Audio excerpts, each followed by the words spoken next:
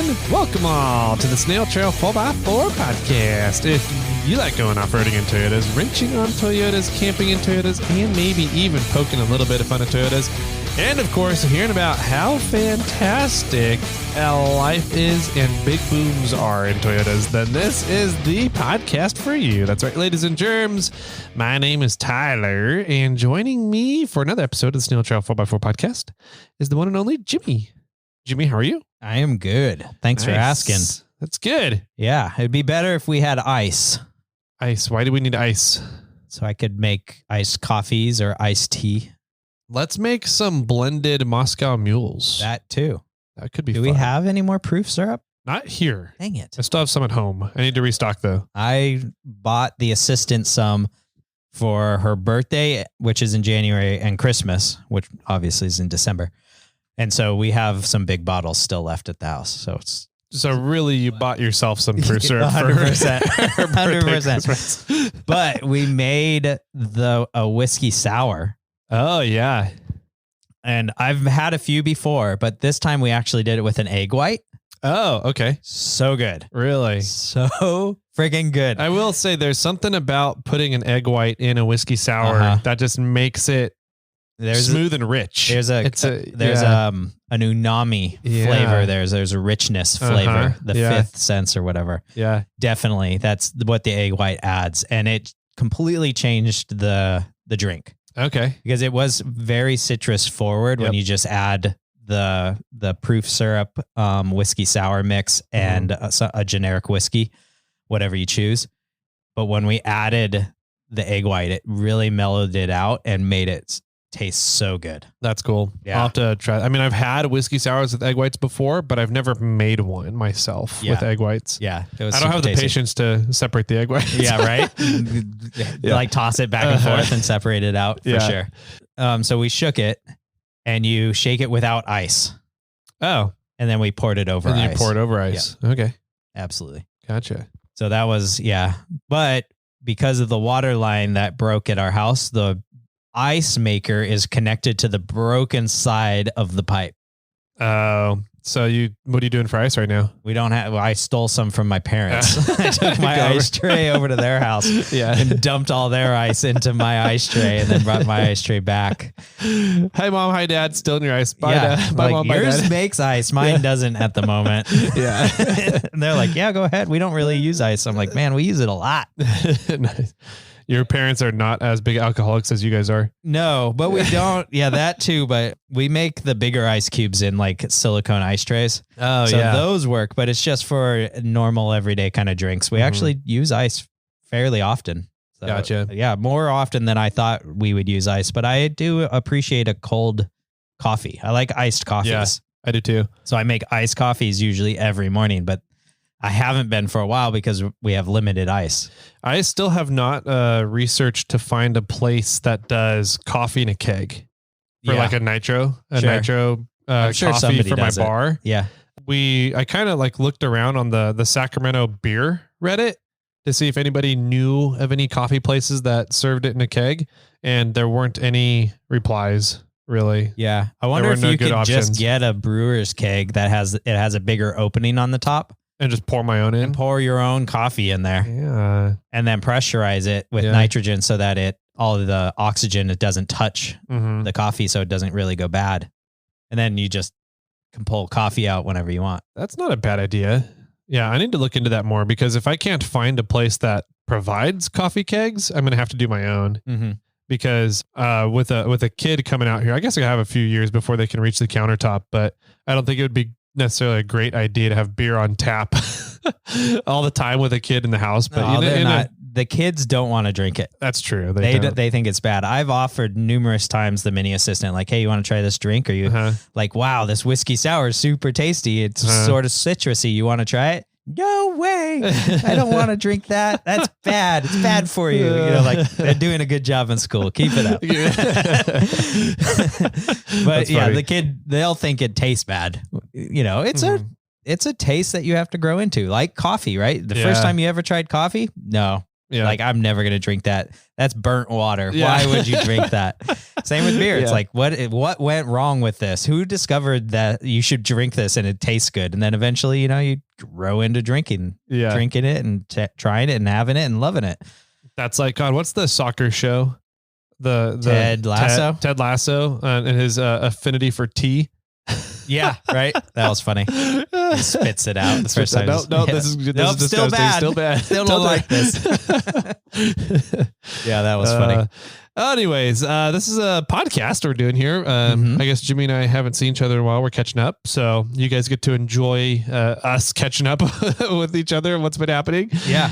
Yeah. Sorry if my voice might sound weird today. I have allergies. And I thought that I had like maybe caught something down at Hammers, but I've got it dialed in where if I take Benadryl, I feel great for like 3 to 4 hours. And then it wears off and my face gets all like puffy and itchy again. And I'm like, all right, so I got some kind of allergic thing going on in my sinuses. Yeah. But you look funny. I do. I always look funny though. Yeah, I mean, that's true. normal. Yeah. So. So we got that going on. I think winter is over. Pretty much. Yeah. So my parents cut down the apricot tree. No, that was our gauge. Yeah. That was like our groundhog. But I drive past one when I take the mini assistant to school and it's in full bloom right now. Yep. Yeah. Massive. Also which leads me to believe that we are very close to the end. There's a bunch of flowering trees in the back of both of our yards, my parents and mine, that usually don't flower until the seasons start warming up. Yeah. And the fact that the apricot tree is in full bloom and now the camellia trees are blooming. Yeah. I'm like, yeah, we're pretty much done with winter. Yep. Our green thumbs are telling us it's game over. Yeah. Every year that we've kind of discussed the turning point of winter, your trees have always been correct. Yeah, it's weird how that happens, huh? Yeah, no matter what time of the year it is. Nature. Yep. I think we're done with winter here in NorCal, which is really disappointing. We didn't get near the amount of snow or rainfall that was originally projected. No. Back in October. Don't get me wrong, right? The season, I think this is the flowering trees tells you that the season is changing. Yeah. It doesn't mean that we're not going to get any more rain. True. We have a couple more storm fronts rolling through, but it's going to be much warmer than a winter storm. Absolutely. Yeah. I did see on the news that we got 75% of the our annual snowfall. Gotcha. So not too terribly far off. Not as but definitely not.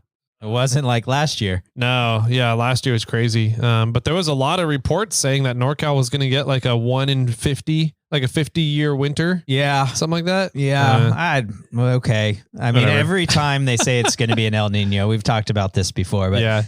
I'm like, it's not. It's El Nino. It's supposed to mean you're going to get a lot of rain. Yeah. Which we got a lot of rain. We got a good amount of rain, yeah. But it means we're not going to get the snowpack that we want. Yeah. Yeah, I'm really just sour and I'm bitter because I understand. I don't get to use my tracks. Yep. I know. That's really exactly what it's coming down to. Yeah. Anyways, I got the adapters in finally. Oh, good. Those came in while I was down at Hammers. Nice. And then I'm still at some point, I need to put the tracks on and set up the limiting chains. Mm-hmm. But there's no time schedule, crunch to do it now. So do you set those up to the frame? Typically you set them up to like either the bottom of your axle or the bottom of your knuckle or something like that. Oh, okay. Yeah. Cause the chain needs to go down to the bottom ends of the track. Got it. And so if they're up on the frame, then that gets a lot of things in the way as you're turning or other stuff. Yeah. That's what I was like. How does that work? Yeah. But okay. Yeah. Axle or knuckle. That makes sense. Mm-hmm. Yep. So I gotta set that up, but no time crunch and no having to stress out about it anymore either. So nice. Yeah. Cool. Let's see. What else do we got going on? We have some giveaways. We do from Coyote. Those shipped yesterday. So they'll be here at the warehouse here very shortly. Perfect. Yep. So we got the Coyote, the inner bead locks. We have a set of 17-inch, a set of 4 for inner beadlocks from Coyote. And so that's going to be done, and we'll announce that winner kind of first week of March-ish if my hands are not full right at that time. Yeah, it should be good. That's $1,200-$1,300 value on that giveaway. So super cool. It's something that we're picking up and being a retailer for now with Morphlate. And we're going to kind of gauge the market and see if inner beadlocks are something that the off-road industry wants anymore. I think that there's a huge value to them. I think that there's a big value to them. I think that it's something that a lot of people could use because they are, I don't know if they're not DOT approved or DOT approved, whatever, but like nobody can tell you're running them. So right. You can't say that they are or are not DOT approved because you can't tell if they're being ran or not. Yeah, except for that extra valve stem there. But I mean, I don't know what would make them not DOT approved. Right? It's like putting those with the extra balls inside the tire balls in there. Like, why could those be DOT approved or not DOT approved? Yeah. I can't imagine it's not like the big issue with beadlock rings and why a lot of people think that they're not DOT approved is because if they fail, there's nothing holding your tire onto your wheel anymore. Correct. Yeah. Whereas with inner beadlocks, if the inner beadlock fails, your tire's still on your wheel. Your tire's still on your wheel. Or if your wheel or your tire fails, you got the inner beadlock inside. Kind of act like a little mini run flat. A little mini run flat. Who knows how much pressure it can actually hold up. But you got a balloon on the inside helping you out there. Yep. Yeah. So pretty cool. I've looked at a couple. We've talked about inner beadlocks before. Jimmy's running them on Bobcat from a different company. My dad runs them. Is your dad running Coyote? I think he has the original Stawns. Oh, does he? I think he found a set of the original Stawns back in the day and got those ones. But essentially Stawn went defunct here in the States. Yep. They're still in business in Australia. A different company bought them and is running and managing Stawn now. Okay. But they went bankrupt in the United States, and the guy that was running the US portion of Stawn ended up designing and kind of redesigning the deflators, the Stawn deflators and the beadlocks, the inner beadlocks, kind of worked out the bugs and the issues that they were having with Stawn and relaunched as Coyote.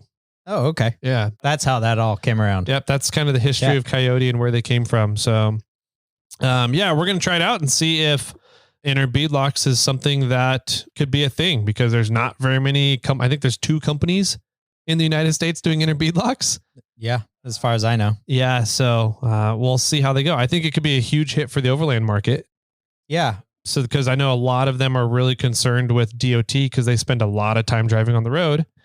But it's going to be, I think, a matter of if overlanders are willing to do the install of the inner beadlock because it can be a pain in the ass. Yes, definitely can. It's a lot more work up front. Mm-hmm. But then once it's installed, you never really have to worry about it again. Yeah, that's the nice thing about them. So unless you change your tires. Yeah, when you change them. And if you're somebody like Chuck Norris, you change your tires once a year. So yeah, if you're somebody like me, you leave them on there until the tread's gone and you're running slicks, and then you're like, okay, time to change my tires. Yeah. That's funny. So a set of beadlocks up for grabs for the month of February, our giveaway here. So, and this is a leap year. So February 29th is going to be our last day for you guys to get in for the giveaway. Make sure you go over to irate4x4.com and get signed up there underneath the Snail Trail 4x4 forum. Absolutely. Yeah. And let's all pray and hope that Mini Tyler pops out on February 29th, because how cool would that be? That would be super rad. Like I've trying my best to convince the secretary to induce labor on the 29th if it's not happening. You can't induce early. They don't let you. The baby needs to come natural until you're 2 weeks late, and then they force it. Yeah. I'm like, we can't just like stick a little rod up there and pop the water. No. And, kind of help things go along there. Oh man. Moving on, we got in contact with JZTRD69. We did. Yep. And he did confirm his girlfriend's account, and they are still together. They are still together. Yep. So we are going to get a swag pack out to you. Yep. Awesome. Congratulations. We also confirmed the address for Sergio. Yep. Congratulations to the you RollerCam as well stuff. with the RollerCam stuff. So we're going to get that out. And we haven't told Sean yet what he's getting, but we will here soon. But we are giving him a prize as well. So yes. And Sean confirmed with me. I don't know if he confirmed with you that that was on his old business phone. Yes, it was. Yeah. His old company, his old job. But he also told me that he has the Morphlate phone, so he might just do it again. Yep, he did say that too. Okay. Perfect. Funny. Hope you win a second time, Sean. Yeah. Too funny. Like Sergio did. Yeah, Sergio, we didn't realize it, but he pointed it out to us that he won the October giveaway for the Morphlate 10.6 PSI Pros. Yep. When we launched those. Yeah. Too awesome for him. Congratulations twice. Yep. That's great.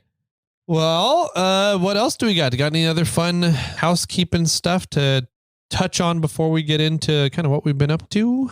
No, not necessarily. I wanted to, I'll ask you on air here. Do we want to ask for license plates?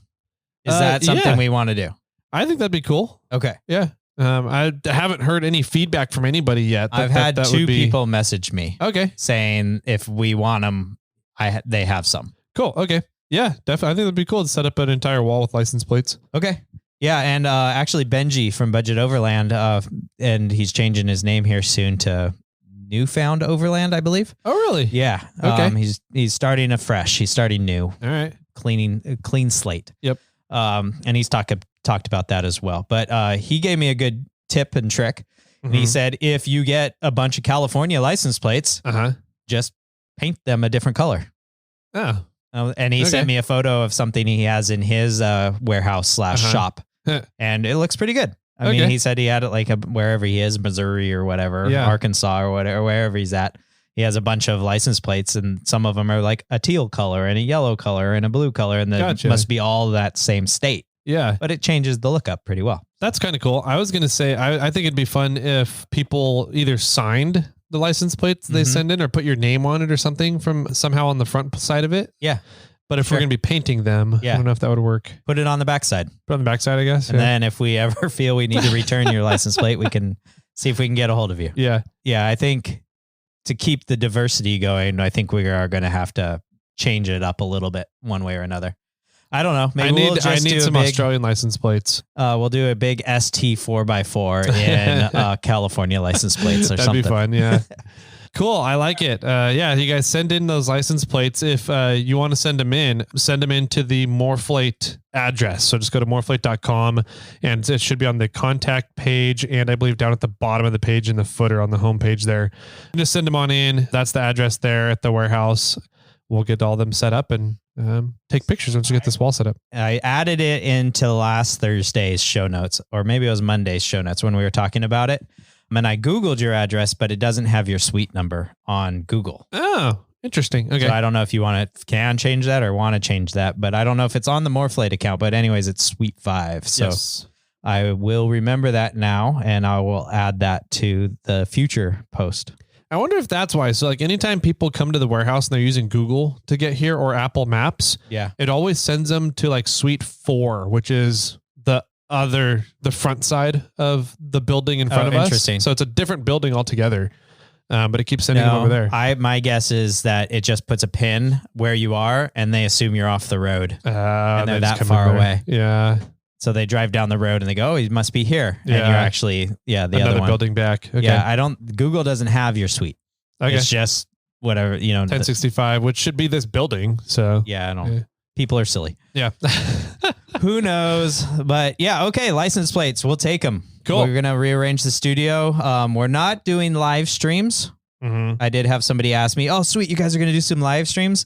No, we're not going to do live streams. Yeah. We're probably we're going to try recording. We'll see how that goes, how much more work we can put onto us. Yeah. But we record during the day on a Tuesday, typically. Yeah. Like right now it is 10:37 in the morning. Yeah. So I don't really see there's a point of live streaming. Everybody seems to be at work, probably, there. And so there's no need for us to really live stream that I know of. And we usually record in the mornings on Tuesday and get all of the podcasts done. And then we just edit throughout the week. Yep, pretty much. So we're going to do videos, and the videos will go up, but it won't be live stream. Yeah. Cool. I had some feedback. I made some comments, and I was debating on getting into it later. No, let's get into it later. It'll come up later in the show. So. All right. Sounds good. Yep. Well, should we jump over to What in the Butt? Yeah, let's head on over to what we've been up to. I got to go snow wheeling. You did. And got nerdy with it while I was out there. Yes, you did. I think we could do a whole, maybe we should do that for Monday's episode. Talk about APRS and kind of the benefits stuff. Okay. Yeah, let's do that. Because it seemed like there was a ton of feedback. There was. I got a lot of feedback about that post. Yeah. And that story I did while I was out wheeling on Sunday.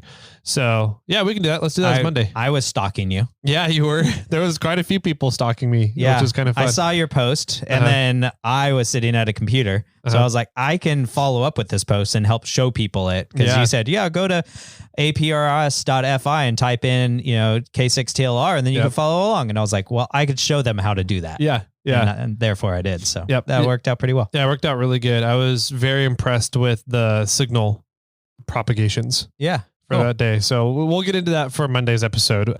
But yeah, I went snow wheeling with Tom Rosa. Oh, fun. Yeah. It was supposed to be me, Tom, and Zach. Zach was going to come up and ride along with me in the 4Runner for the day. Okay. And then his backyard is a big mud pit, so he didn't want to get everything out in the mud. He's like, I need to just wait for it to dry up and then I can get everything out. And I was like, okay, fine. But Tom and I went out wheeling. And so we went up to Uncle Tom's cabin. Is that where Tom lives? No, he lives in Modesto. Oh. Yeah. So it's not his he's Tom, not Uncle. Tom is not Uncle Tom. Oh. Yeah, okay. Unfortunately. That'd be cool if he was. Maybe he is and he's just keeping it quiet, not telling anybody. Did you have to pay for drinks when you were there? I actually never went in to Uncle Tom's. I meant to, my goal was to get there in the morning and then we were going to go wheeling and I was going to come back to Uncle Tom's in the afternoon, have a couple drinks and say hi to, essentially the caretakers that are there, the bar people. Uncle Tom's is a really cool kind of setup. So the way Uncle Tom's works and the people that are the bartenders, the bartenders are actually the long-term leases in the cabins. Yeah.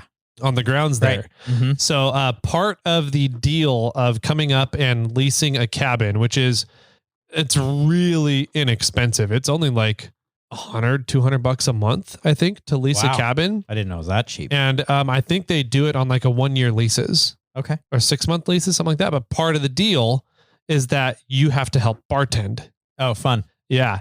And so everybody who's a bartender is somebody who is hanging out and pretty much up there on the weekends or weekdays. And there's, I think they said 11 or 12 people doing it. And they just kind of make their own schedule according to who can make it the next week or the following week or whatever it is. Oh, that's cool. It could change. Your bartenders could change on a monthly basis, yearly basis, just depends on how their quote unquote lease is stacking up against each other. So I meant to go up there and say hi and drop off a bunch of MF koozies because they had requested some of those. So, but I ended up going home down Highway 50. Okay. So I never got back to Uncle Tom's and to go in and say hi to everybody. I know.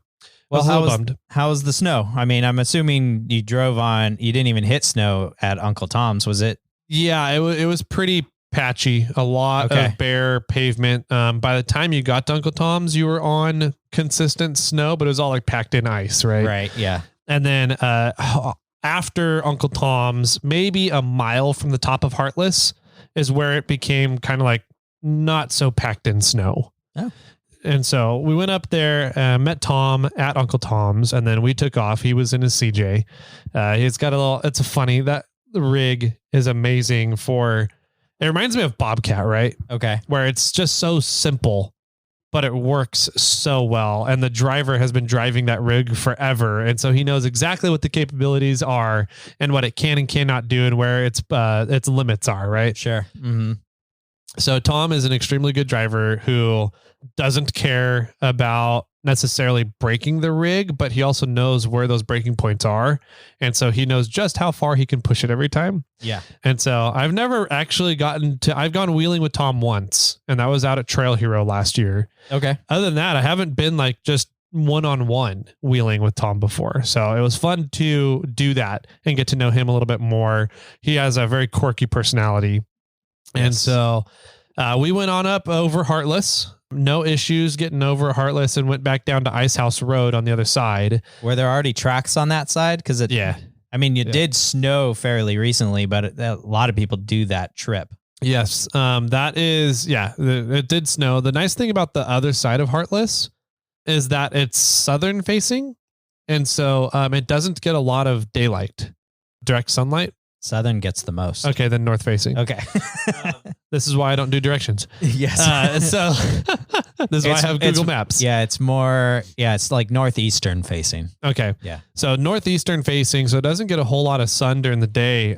So that side of Heartless is always like the place in the Sierras, in my opinion, that will retain snow the longest. Okay. Yeah. And it's also the place where snow doesn't really pack in as much because it doesn't get a chance to heat up and slush during the day and then freeze overnight.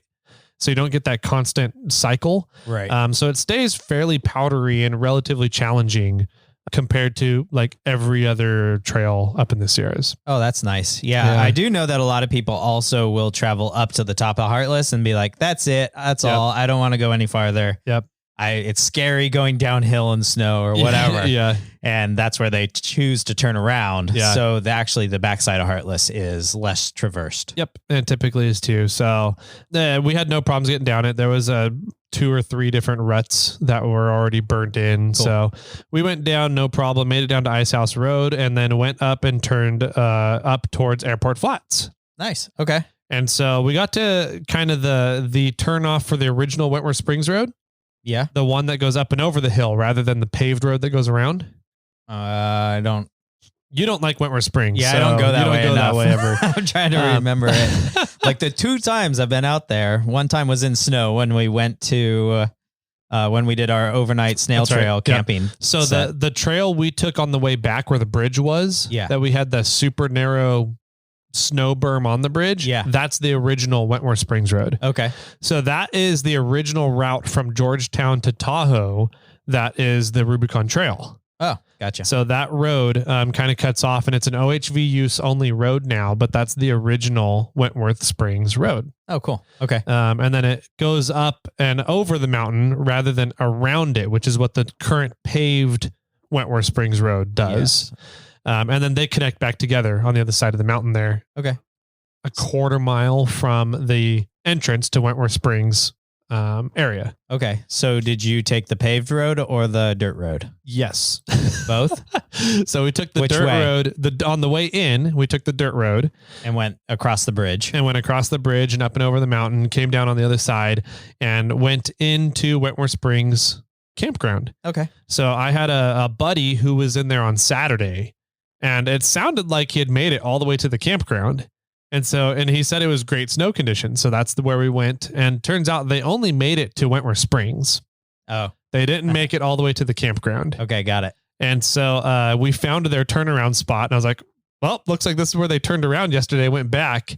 And so Tom and I got to cut fresh tracks, new tracks from Wentworth Springs to the campground. Okay. Which was really fun. Yeah. It's there's not a whole lot of trails left in the Sierras that you get to cut fresh tracks on after a storm. So there's usually people getting up there and playing in the snow quite often. Sure. So it's fun to cut fresh tracks. And pretty much from there on, the snow conditions are actually pretty good. The snow was packing in. It wasn't just cold, sugary stuff.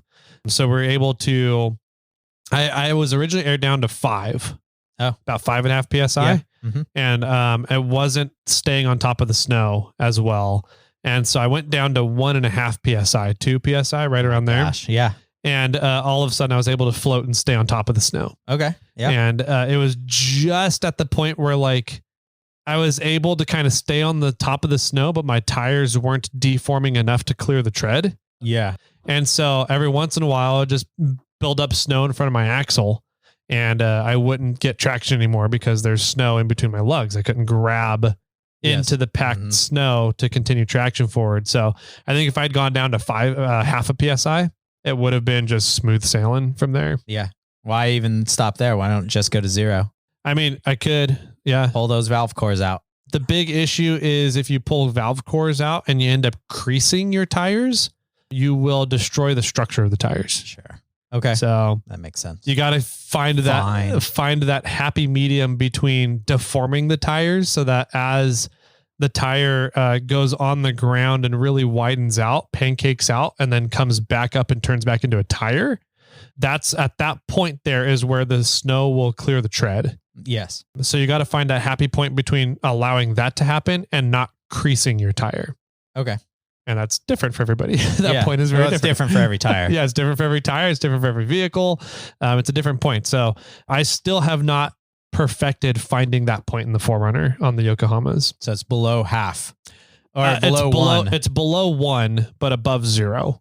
Sure. So it's somewhere in that range, but our digital gauges from Morphlate don't read below 3. Oh, really? So I kind of have to sit there and watch the tires as I'm airing down and stop them when it gets to that point. So okay, I need to get like a 0 to 1 PSI gauge and see exactly where that point is. Yeah. But anyways, okay. Yeah. Once I went down to, 1.5 PSI, I think it was, it worked out really well, just enough to struggle, but enough to continue going as well. And we got to a point where we had to kind of go up high on the driver's side because there was a little creek running down the right side of the road. Sure. And it had a 5-foot difference, 6 foot between the bottom where the road was the ground surface and the top of the snow. So I was like, well, we can't go there because it's just going to roll us over, or we'll roll over and lay in the snowbank. And then you can't go anywhere from there. So we had to stay up high left, but then we had to come back down into the road to get into the campground, right? Coming back down on that spot was where we had some fun. I almost rolled the 4Runner. Wow. Which is impressive because I haven't really gotten to the point yet where I felt like the 4Runner was going to roll since the new axles being so much wider. Yeah. I haven't got to that point, and I got to it this time. Yeah. And then you have a CJ5, 7. CJ5, yep. Following you. Yep. On probably wider axles. He's about stock width maybe a little wider. 44s maybe? Native 44s maybe. Okay. But, so I came down and I kind of got stuck at this weird angle where everything was down on my front passenger and my rear driver was really light and up in the air, but I couldn't back up because of gravity, and I couldn't go forward because I'd kind of shoved the front passenger side of the vehicle into the snowbank. Right. So I was at this weird spot. So we had Tom winch me backwards, but instead of winching me backwards, it winched me sideways and dropped me into another hole. The gully that we were trying to avoid. Oh, dang it. And so when I dropped down there, I was like, whoo, if there was no snowbank on my passenger side, I think I might have rolled at that point. Right. But I was able to, from there, drive out of it. And then when Tom came through, he just did Tom things and used the skinny pedal to try and get through and almost dive through that spot rather than crawling through. And he got the rig up on his driver's side, both of his tires up in the air as he's driving forwards. Oh my gosh. Because he slid down into that gully, but he drove out of it. It came back down. It was made for a great video. Crazy. Yeah. So that's up on Tom's page. And then I'll put it up on my page as well here. He didn't add you as a collaborator? Tom doesn't know social media. No. Yeah. He tagged me, but didn't invite me as a collaborator. That's a good thing. Yeah. Okay. So I'll post that so everyone can see it. It's a great video. But yeah, we did that, got into the Wetmore Springs campground, hung out. I ate the rest of my sandwich. He had a couple snacks, and then we were there for maybe 30 minutes. Then we turned around and came out. Cool. Did you have to go out through that obstacle? Yeah. And he had some issues going up and out it because since I broke trail on the way in, he broke trail on the way out. And it was funny because it was almost like breaking trail. Whoever was leading, the second person was pretty much breaking trail too, because I'm 2 feet wider than him. Yeah. His tires do not fit in my tracks at all. Right. He can put one side in tracks and then his other side is completely out of the track. Yeah. And vice versa, right? If he's leading, I'm cutting new tracks on one of my sides. Yeah, but you already went in, so why aren't you using the same tracks on the way out? We pretty much were on the way out. Okay. But still, I mean, it was because it was fresh tracks on the way in. It's not like a ruts have been burned in or anything. Yeah. You still have fresh powder that you're driving Sure. through. You just get to go faster now. Yeah, but it is sort of compressed. Yeah. You're not pushing snow on your axle anymore. Yeah. You're not plowing snow like you are cutting fresh tracks, but it's not like a hard compact in ruts. Right. On the way out. So it was fun. We had a good time on the way out. He was recording everything on Onyx. Oh, because he had never really been to that area before. Okay. Especially in the snow. And so he was recording everything. So on the way out, I took him around to the paved Wentworth Springs Road to get out so that he had the tracks of that downloaded, or I guess in his Onyx. In his phone. Sure. Cool. Yeah. We said goodbye to each other at Airport Flats because I got a new rifle recently. Oh, okay. The intern bought it for me for Christmas. Nice. And nice intern. He's a great intern. Good dog. He's a good dog. And so I haven't shot it yet. So I brought it with me and did some target shooting out there. Found a good spot to do it at near Airport Flat. Then went home after that. And so after that, I was like, I could just stay aired down and drive the 2 to 4 miles, I think it is, back to the turn to go up Heartless on pavement. But I was like, I'm at 1.5 PSI in these tires. I don't know if I want to drive 3-4 miles on pavement on 1.5 PSI. Sure. So I just aired up at Airport Flat pretty much and went down 50. And so from Airport Flats out Wentworth Springs Road and Ice House Road, was it just paved the whole way? For the most part, yeah. Just snow drifts occasionally? Yeah, there's a place where Smud creates the plow line for Wentworth Springs Road. And it was from there on. I mean, so from the plow line to the turnoff to Loon Lake, it's half a mile, maybe. Yeah, not much. Yeah, not much. And then, but from that plow line all the way down to 50 was complete pavement. Got it. So the plow line's down by the water, the bridge where they get the power for the water. What are the not hydration, the power plant down there? The hydroelectric plant at Loon. Yeah, at the base of Loon. There's one plow line there. That's the Loon Lake plow line. Then there's a different plow line for Wentworth Springs. Oh, got it. Yeah. But yeah, they're not far apart regardless. They're not that far apart. Yeah.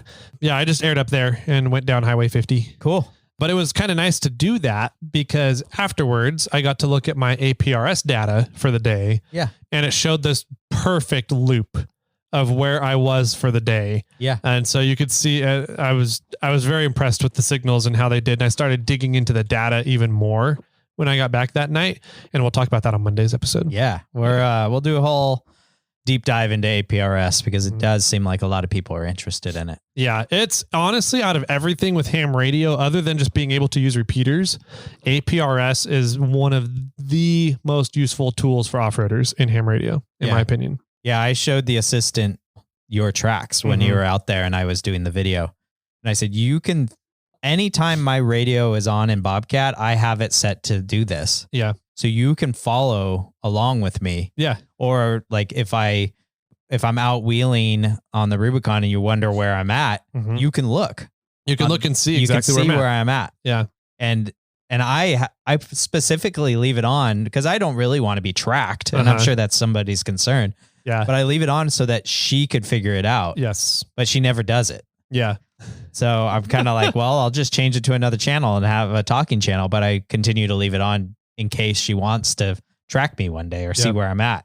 Yeah. So the mother-in-law loves tracking me and watching where I'm at when I'm out playing in the 4Runner. So I always turn it on. And then usually if I'm heading out somewhere, I'll text the mother-in-law in the morning and be like, on APRS. Nice. So she'll watch me throughout the day and see where I'm at. And it's kind of like her way of being along with the adventure without having to go out and be a part of the adventure. Yeah. Yeah. Yeah. So, he's going 1 mile an hour. Yep. Or he hasn't moved in 5 hours. Is there something going on? Yeah. All right, Bob, get on the radio. Yep. Figure out what's happening. Yeah. So that's kind of one of the nice things about having ham radio is, the secretary we're 2.5, 3 weeks from our due date now with this baby. And part of the thing was she needs to know that I can make it back to the labor and delivery hospital within 2 to 3 hours. Right now, I'm in a 2 to 3 hour window. And so I told her and the mother-in-law and the father-in-law which radio repeaters I was on and that I was on APRS. So they would be able to know if anything happens and all of a sudden this kid is like, hey, I'm ready to see the world. They know how to get in contact with me and make sure that I'm making it off the mountain back to the hospital. Absolutely. Yeah, that's cool. Yeah, it's a nice thing. And I think that is going to be my last wheeling trip for like possibly the next 6 months. Yeah. And I'm getting very anxious about it. Yeah, I bet. So I don't sit still very well. No. And I always got to be doing something and going up and getting into the mountains to kind of reset myself. And I'm not going to be able to do that for the next 6 months. So I need to find a new coping mechanism for life. Yeah. So we'll see how that goes. House projects or working on your rig or I've already started a list of projects I want to do. One is I need to redo my back fence. Oh, okay. So that's going to probably be the first project. The second project is going to be bumpers and sliders, redoing the bumper sliders on the 4Runner. Third project is going to be building a go-kart out of some spare 10.6 compressor motors. Oh, that'll be awesome. Yeah. So it's going to be an electric go-kart on some new batteries from Optima. Nice. So that'll be fun to kind of talk about once we get into that realm. And yeah, I want to build it from the ground up, build the frame, attach some 10.6 compressor motors to it and see what happens. Yeah. That'll be interesting. Yeah. Cool. Well, those sound fun. Yeah, it should be fun. Hopefully it'll keep me busy. Yeah, definitely. I think that's what you need to do is just find something that's going to take your mind off of what's going on during the day and let you step away and put your mind onto something else for a little bit of time. Yep. Yeah. Well, before we jump over and talk about the NIF. Yeah, the NIF. The NIF. Uh-huh. I want to quickly talk about the house. Yeah. House update. Drama update, whatever. Yeah. House scenario. What do you want to call emergency? I don't know what we want to call that. So I did say last week that I had a tree fall and it took out the main water line. Yep. And did some branches off of a redwood tree flew and damaged the part of this roof of the first story. So there's been like a lot of things happening around my house lately, but we did have, we have homeowners insurance with farmers with farmers. What you said earlier. Yeah. Yeah. And they came out and I guess they had so many calls for homeowners insurance. They started flying people in from the rest of the state that wasn't insurance adjusters. Yeah. Wow. And so we had a lady come to our house from Texas. Jeez. And was looking at the damage that had happened. And she pretty much was like, yeah, this is a no-brainer. Like that's nice. The tree caused your water line to break. I got it. Like I can see it. Yeah. No worries. I was a little concerned that they would only cover cutting the root ball up of the tree, but she made it sound like they were going to cover cutting the whole entire tree up. Oh, that's cool. Yeah. So that's kind of, I'm a little sad about that. But yeah. That's cool. So we have a $2,500 deductible, which easily is paid for in a chopping of a tree and trenching of a line and adding new piping and adding new electrical because it also ripped the electrical up to the pump. So we're easily going to hit the deductible. So we said, okay, cool. Like, let's do this. And so I told the tree company like, hey, let's go. I need to move because I need the tree fixed before I can lay the water line in. Yep. And they're like, okay, so they're coming actually next Tuesday. So we might need to move the Wednesday's recording time if possible. And then so I can be around, but I also don't really think I need to be around for them to cut up the tree. I don't know. We'll see. We'll talk about it off air. And then that should happen. So next Tuesday, they're coming to cut the tree up. And then I need to start figuring out how to do the water line. The plumber that we use suggested that we reroute the entire plumbing line to the other side of the house because the hot water heater is on the other side of the house. Almost all the bathrooms are on the other side of the house. And where the water line goes into the house now is at the kitchen, and it's the only thing that's on that side of the house. Oh, interesting. Yeah. So he's like, it's a good time to do it then. Yeah, that's sort of what we're debating, whether we should or we should not. Let's just run it where it is because it's easier. Or if we run it the other way, it's like another little headache of like, how do we get it over there?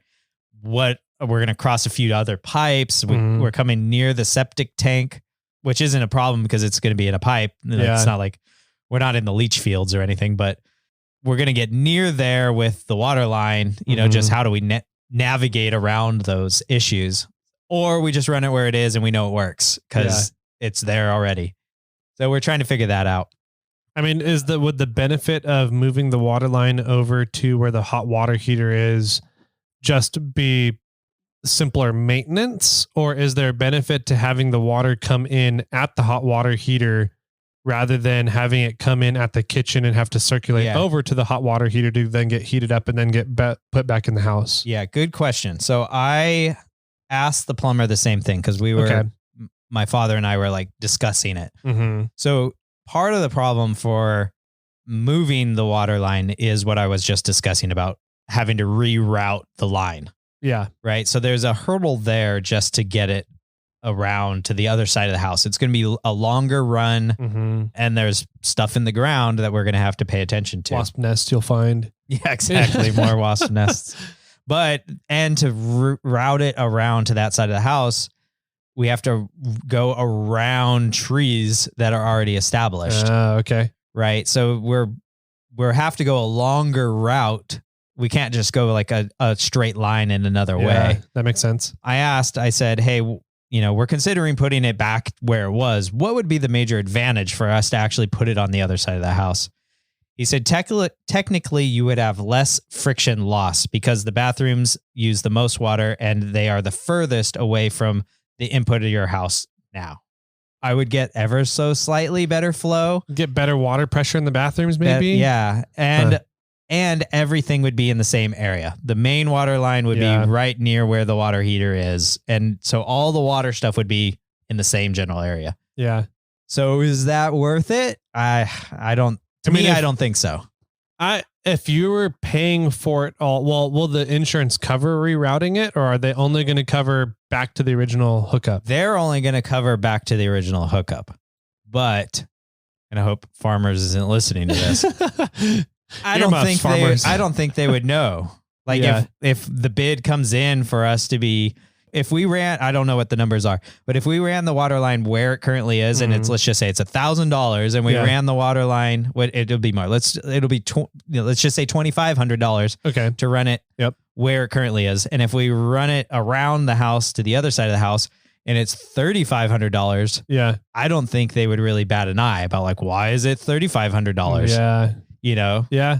I don't. And that's a good question, right? It's what is the difference of cost? I guess would be the question there. Yep. If it's like $5,000 more, then they may question why it's so much more. But if it's actually fairly close to the same cost, then they probably won't know. We just submit a check to them, or we submit the bill, and they're going to send us a check, in my understanding, to cover that bill. Yeah, I would do it then.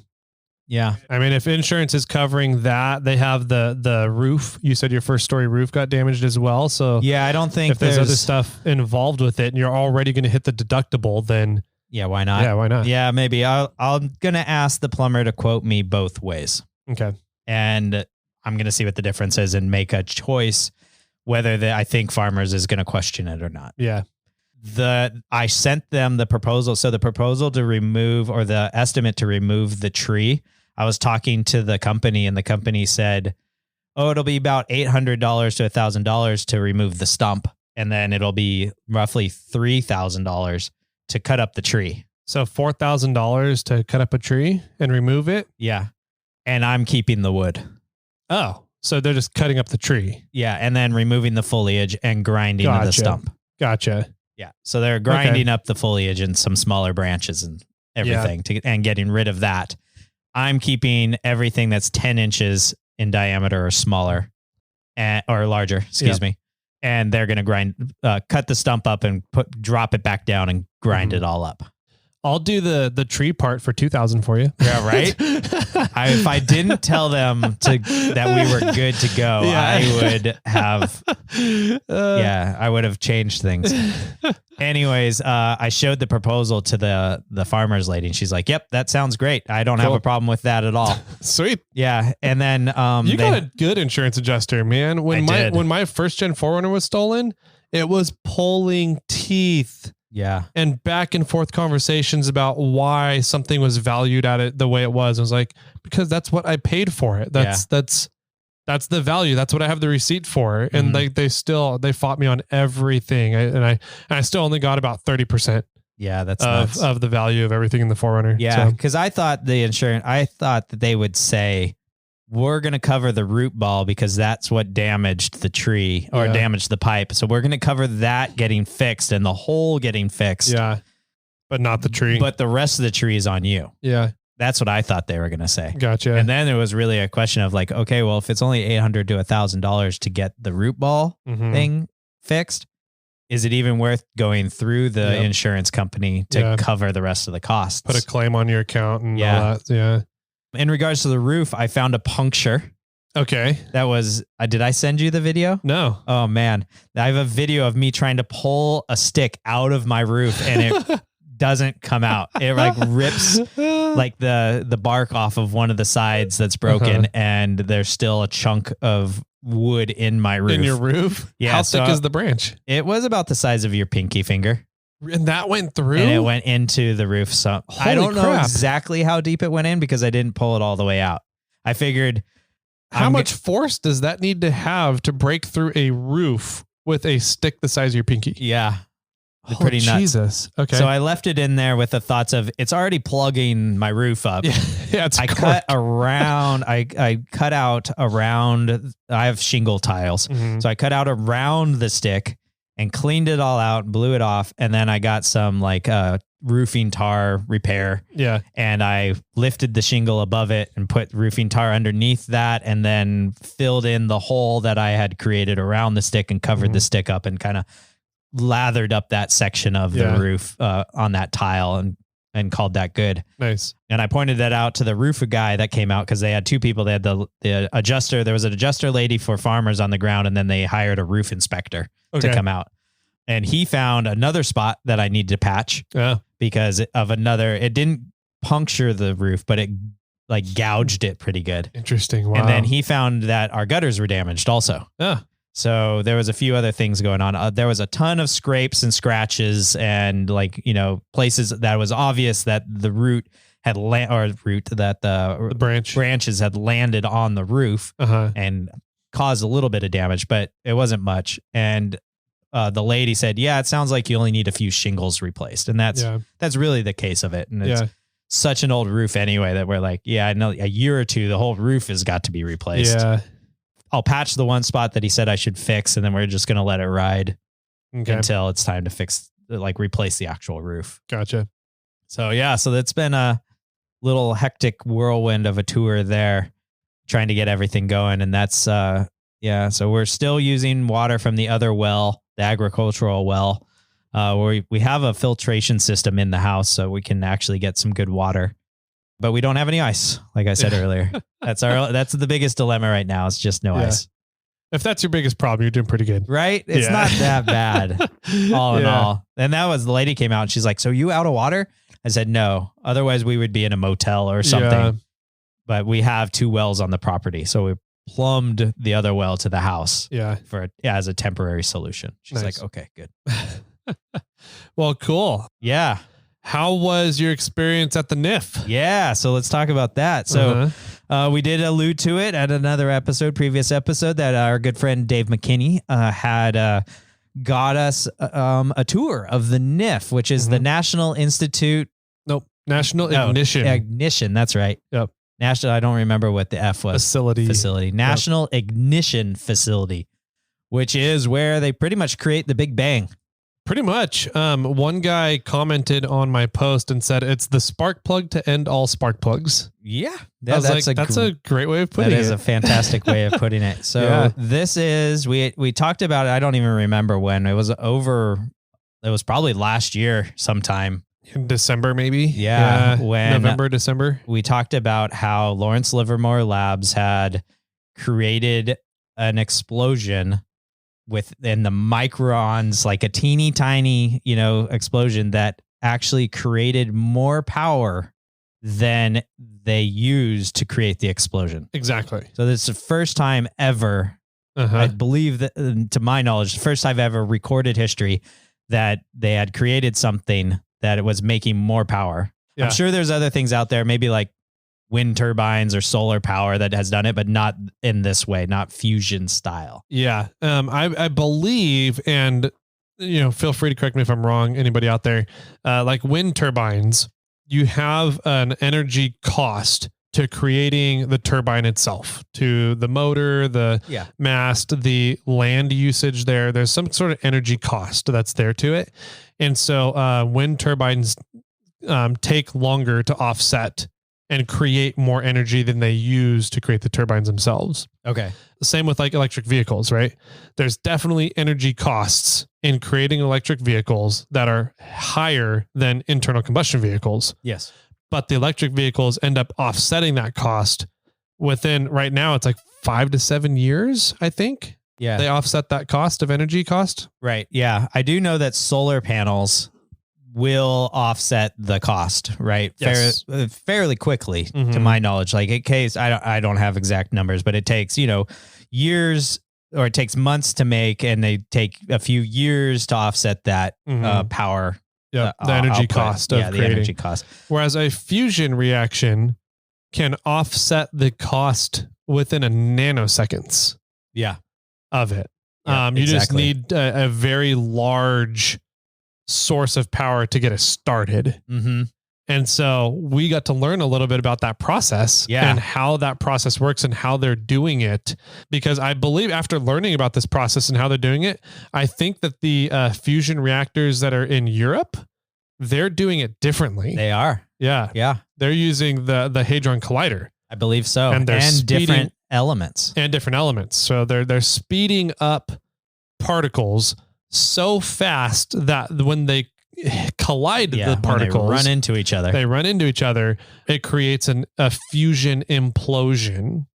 Right. And where the materials, the two materials or multiple materials, I don't know exactly what materials they're using in Europe, they fuse together and interact with each other and create byproducts, right? An energy output. Output and byproducts. Yeah. The cool thing about what Lorence Livermore Labs is doing is they are heating up a material so rapidly that it creates X-rays, gamma rays and X-rays, which then heats up the material even quicker and makes the material implode on itself. Yeah. And it implodes faster than the speed of light. And the heat that they are heating everything up to is over 100 million degrees Celsius. Yeah, that was nuts. 100 million C. Yes. Hotter than our sun. Yes. Hotter than the sun. I wanted to ask him, how did they hold it? But the answer is they don't really need to because it disappears so quickly. It's used up so quickly. And what's even cooler about this is, with fission reactions, nuclear reactions, fission is where you're ripping particles apart. Correct. Yeah. And when you rip particles apart, you're getting crazy electrons going everywhere, which generates an immense amount of heat. Yeah. And they use that heat to then power steam turbines. Got it. That's how fission reaction works. Yeah. And so nuclear reactors, they've gotten good at controlling all of this and making it relatively safe unless there's a meltdown that happens. Right. But what sucks about fission is you end up with these radioactive isotope materials because they're missing electrons now. Because you're ripping electrons out of the material. Yeah. So you're creating these radioactive isotopes. Yeah, there's a byproduct. There's a very, very bad and toxic byproduct with fission reactions. Yeah. With fusion reactions, you can smash materials together to create inert byproducts. And in the case of Lorence Livermore Labs, they're creating helium. Yeah. As a byproduct. That's what the byproduct is. It's helium. It's helium. So it's not anything that's toxic, which is astounding. What's going to be funny is in the far future, we're just going to all talk in higher pitched voices. It's true. Everybody's voices are going to get much higher over in the future here. That's going to be our byproduct of this. Yeah. And so like my thinking is long term, because I look at the whole entire systems, right? And how everything's going to get impacted. Yeah. This is how my brain works. Are they going to have to create a filtration system that then takes the helium byproduct? Like, are they going to create so much helium that it could change or alter our atmosphere from fusion reactions? No, because we're going to gather all the helium and we're now going to have flying cars, but they're just going to be with like balloons. So it's going to be up. We're going to create 100% balloon houses. Yeah. And it's going to do fusion reaction byproducts. Then will be a demand of helium because everything will be flying cars, and there'll be people, the lower class people will have the decaying smaller, less helium balloons, and they can't fly as high. Peasants. Oh yeah. Super rad what they're doing. And that's kind of the concept behind it all. And so far, Lorence Livermore Labs are the only ones that have created more energy than they've used to create the reaction. Yeah. Super cool. The facility. Yeah, that's where I wanted to go. But before we talk about the facility, I want to talk about driving in. Yeah. Okay. So we did have to meet somebody at the gate to get our passes, and we had to do a somewhat of a background check. Yeah. I think they did more of a background check than we know. Yeah. But we had to give them some personal information. We had to show up with that one of their forms. I wanted to tell them one of their forms says a driver's license and one of them says a real ID. Yeah. So I don't have a real ID, but I have a passport, which they also said was good on both sides. So I brought my passport just in case. Yep. We got our IDs. We had to drive up to the gate, and it's a full like military lockdown facility. Yes, it is. National security all around. And, some dude is standing out there with a big gun on his hip. And, you watch full body armor on. Exactly. And you drive up and you hand them your ID and your visitor's pass in our case. Yep. And then we got to drive on to the base. Yeah. Which was pretty fun and pretty wild at the same time. Yeah. So Lorence Livermore Labs, the only thing I've known that they do there is fusion reactions. Yeah. I didn't realize that the history of Lorence Livermore Labs and what it got started as a weapons development. Weapons research and development facility. Yeah. For the military. Correct. Yeah. And so I was new. I learned that from this trip. Yeah, exactly. Yeah. I thought it was just a science thing, and I'm like, why do we really have to get checked in like this for, I'm going to go learn about something in science. And then I learned about what else is done there. And I'm like, okay, this makes more sense. Now I know why. Yeah. I'm not going to run around and scream bomb. Yeah. They have a list of stuff that you're allowed and not allowed to bring. Right. Yeah. And part of the list says use common sense. Yeah. Right. It does. If you think that it could be a shisty thing to bring, don't bring it. Yeah. I usually carry a pocket knife on me and I didn't even take it. I didn't bring my pocket knife with me either. Yeah. But we don't need to mention the other part. No.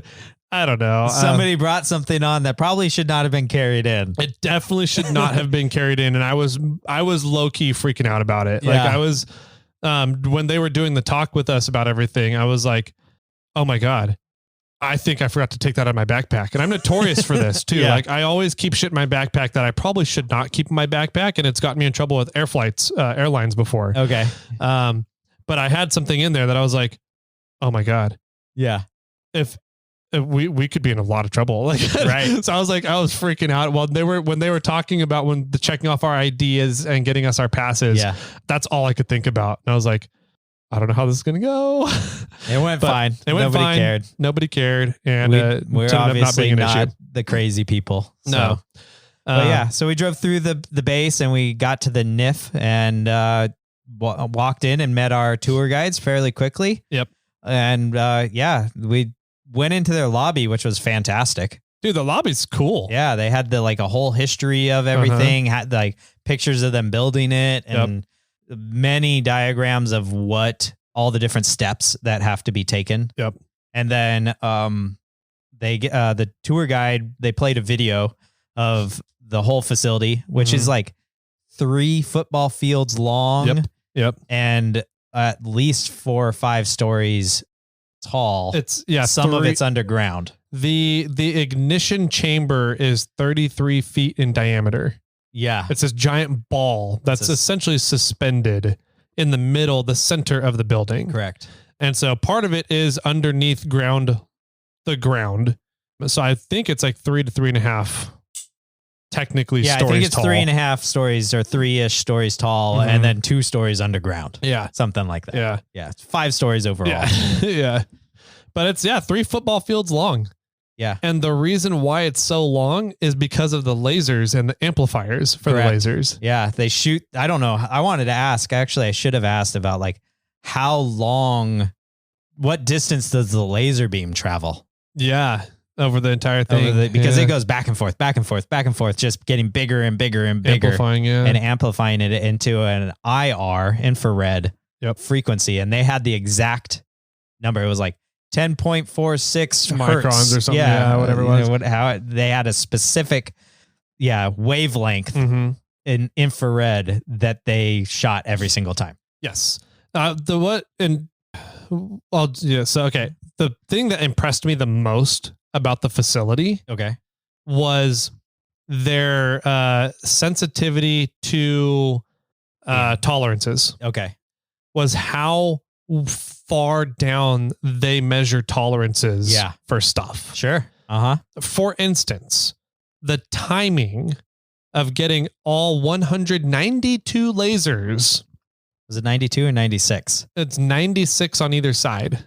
Okay. So 192 altogether. 192 lasers, 96 on each side. Yep. Top and bottom. 92 lasers to hit an area smaller than your pinky nail. They described it as the size of a peppercorn. Yep. They're getting all 192 to hit an area the size of a peppercorn at the exact same time.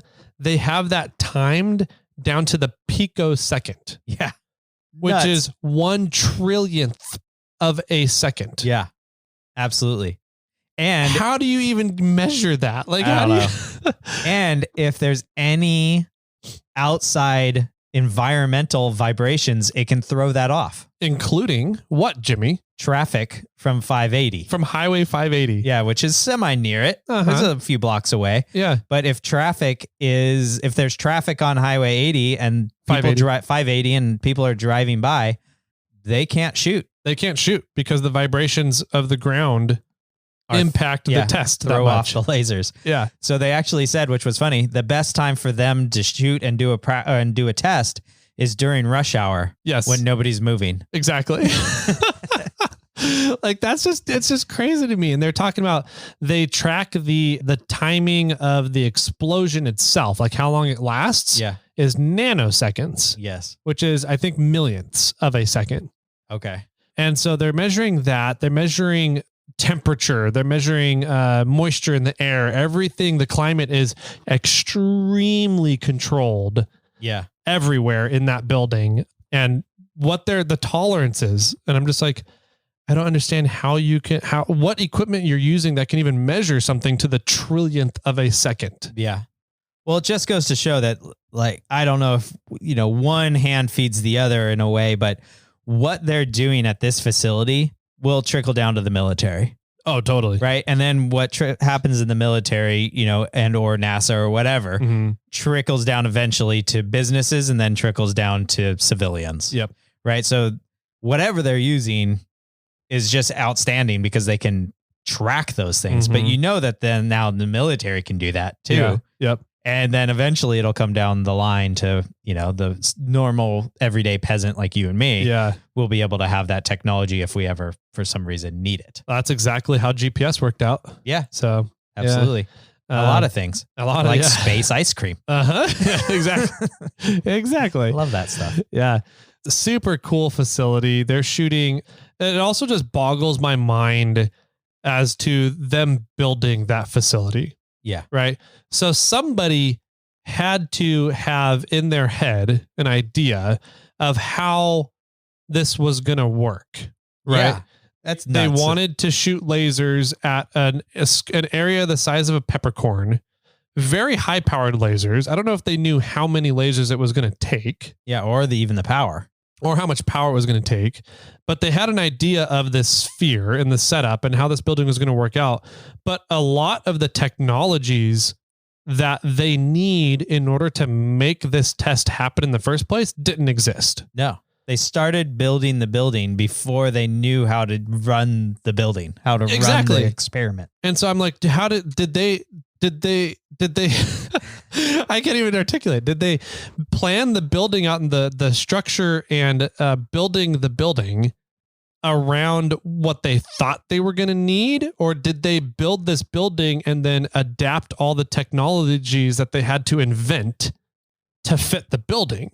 Yeah, both. I would assume like to some extent. And it seems like it happened coincidentally. Yeah, they were building the building. They had an idea. They were building the building.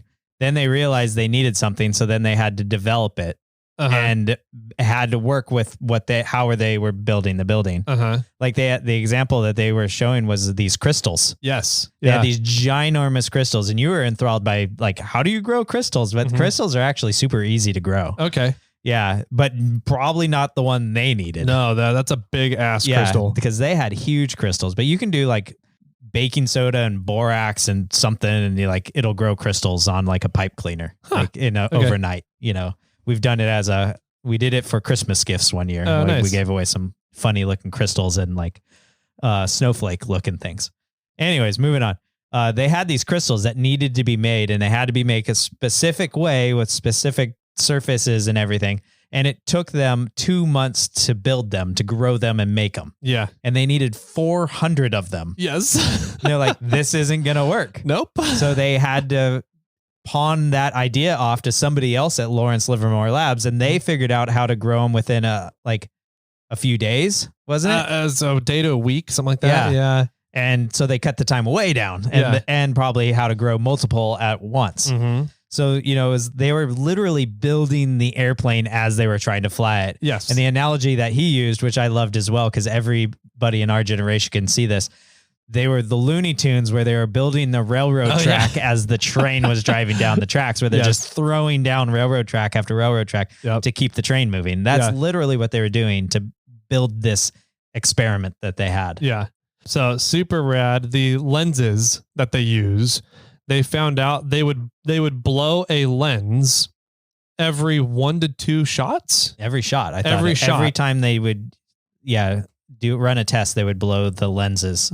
So there's 4 lenses that are used in every laser, something like that. I want to say it was like 400 lenses. Yeah. That they had to replace every single shot. Yeah. And they figured out that the reason why that was happening was because the lenses were not a smooth enough surface. Yep. And they had microscopic deformations in the lenses. Yeah, similar to like what a golf ball has. Yep. It was that appearance on the lenses, but they were so small you couldn't see them by a visible eye. Yeah. You had to get an electron microscope essentially to look at a lens. Yeah. and they were still not flat enough. Yeah. So they had to develop a whole new process for creating lenses that got them the tolerances that they needed. Right. For these tests. Just the whole thing is just fucking crazy. Yeah. I couldn't get over the temperature. Yeah. It's like, wow, what was it? 100 million degrees Celsius. Like that is just, I don't even know what that is. Yeah. Like I can't even picture, right? Hotter than the sun. I'm like, okay, I'm sure the sun's hot. Yeah. Like, I mean, I stand outside and I get burnt, and I'm through an environment that helps protect me. Yeah. But I can't imagine, like, that's what really blew my mind was just that temperature. Yeah. Another thing that I have not really known a whole lot about, I've kind of figured it was this way for our galaxy, but I didn't realize that it's kind of from everything that they've tested, it's this way in the universe, the known universe, is that our periodic table of elements is pretty standard around the universe. Oh, interesting. Yeah. He said that. He said that the stars, that we can tell what materials are in the stars and what fusion reaction a star is doing because they can look at the byproduct of the star, the colors, and know what material from the periodic elements each star has in it. Yeah. Because more or less every element burns a different color, apparently. Probably many similar colors. Yep. To some extent, but we can't tell the differences with our naked eye. Right. but they have the telescopes and all they have all sorts computers. of different equipment that can tell the different flavors of an element burn. So they know what stars are burning as, and they know that if that star is burning and that byproduct is coming off of it, they can find stars similar to our sun. Yeah. And understand that over time, because there's so much helium or iron or whatever being off-put by a star, that eventually it will form planets around that area, because the byproducts land on some asteroid that is floating around, and it's just the right distance from that star with those byproducts being off that a planet can get created. And so I'm like, I just never learned that, got into that before. Yeah. I mean, you look up at the sky and you look at all these stars out there. Those are all suns. Yep. And you go, there's got to be life out there. Yeah. All those ones probably have some planet around it. Something has to be growing. Yep. I think it's a race to see who's going to say hello to who first. Yeah, right. Another thing that he said, and this is not really so much about the NIF, but it was about just Lorence Livermore Labs, was that they have 9 of the top 200 fastest computers in the world. Yeah. There. Yep. And they're building a whole nother building. Yeah. That is going to be a supercomputer. Yes. And I was like, what? Like, that's nuts. Because I remember when I was young, like maybe 5 to 8 years old, my father used to work at Hewlett Packard, and I went into HP and I saw these computers for the first time, and they were about the size of Volkswagen Bugs. Yep. There was 3 of them. Mm-hmm. And they were like, these are some of the fastest computers in the world. And those are slower than our cell phones now. Yes. Yep. Right. Our cell phones are faster than those computers back in the mid 80s. So I'm going, well, these guys are building a computer that is the size of a building. Yeah. How fucking fast is that thing going to be? Like how many processes per it's second? It's going to be so nuts. Yeah.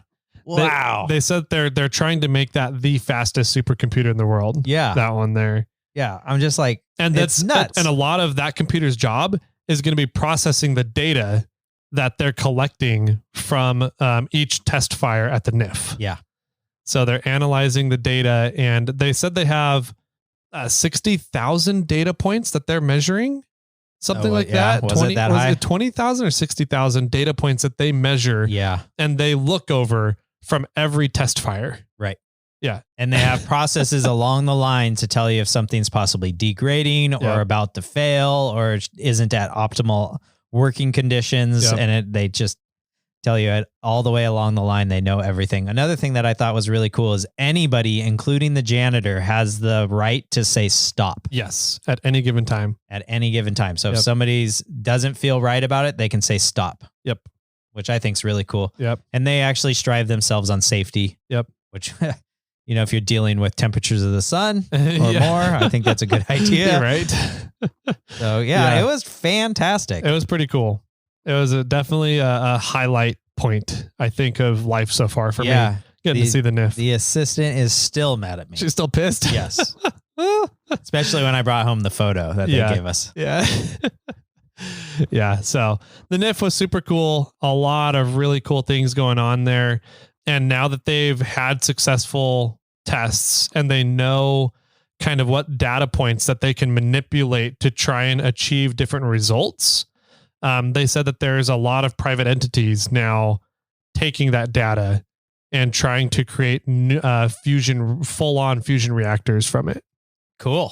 So we'll see how it goes. If we can get a full-time fusion reactor up and running in our lifetime, we will. That'd be cool. I think we will. You think we will? Mm-hmm. Nice. We might not have it in our pocket. No, I don't think it'll be in our pocket kind of thing. But there'll be, there's nuclear powered subs and stuff now, or ships and boats and everything. So, I mean, I can't imagine that, with the discovery that's made now within our lifetime, I'm sure we will see it in some mode of transportation or computers or something. Yeah. Maybe there'll be some reactor that's powering, Los Angeles. Yeah. At some point. Yeah, that'd be cool. Fun fact, if anybody wants to see the ignition chamber itself, the big round ball, go watch Star Trek. Yeah, So I don't Star know Trek- which one. Do you recall? I know which one it is. It's the one where it's one of the new ones with Khan. Okay. The bad guy Khan, he's like this superhuman alien thing that he's like the last of his species. Yeah. So it's a movie. It was one of the movies. It's one of the movies. Not a TV show. Not one of the shows. Okay. And they did a couple of shots where they're in the engine room, or they're in the like nuclear reactor room, the engine room, right? Those shots are of the ignition chamber. They went in and filmed. They got special permission to film inside the ignition chamber of the NIF. Yeah. So if you guys are curious what it is, Scotty is the engine technician on the show, and the shots of him kind of walking around these pillars and columns that are kind of at weird angles, and he's fighting with the main character. I'm terrible with names. The main character about what's in the torpedoes. And he's like, I am not launching these torpedoes because I don't know what's in them. I don't want them on board. And then Scotty resigned. That whole scene from where Scotty is talking about is from the ignition chamber. In the ignition chamber at the NIF. Yep. And they put up a bunch of like blue and black lights inside of there for the filming. And then they never took them down, and everybody has left them up because it makes it look pretty damn cool inside there. So there's all this really cool accent lighting all around. Yep. Yeah, it's cool. So, it was a really neat trip. Thank you. Huge thank you to Dave McKinney for putting that together, making it happen. Yeah, that was awesome. Thanks a lot.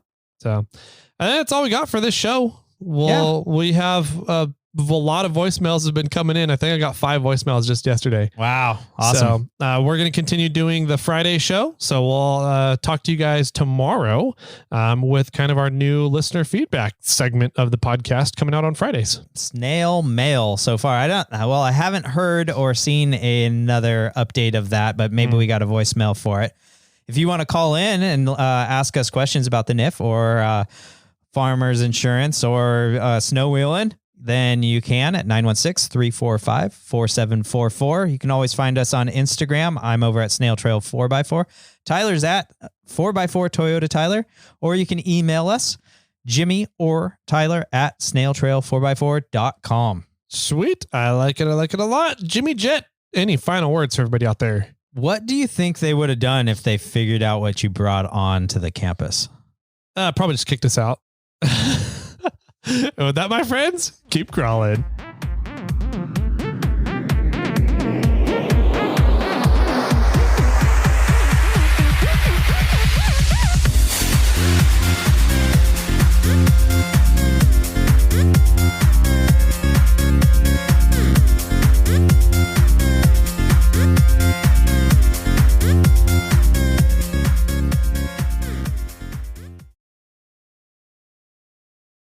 I got one for you. I'm ready for jokes. The other day, I went to an emotional wedding. An emotional wedding? I did. What's different about that? Even the cake was in tears. Yeah, that's fair.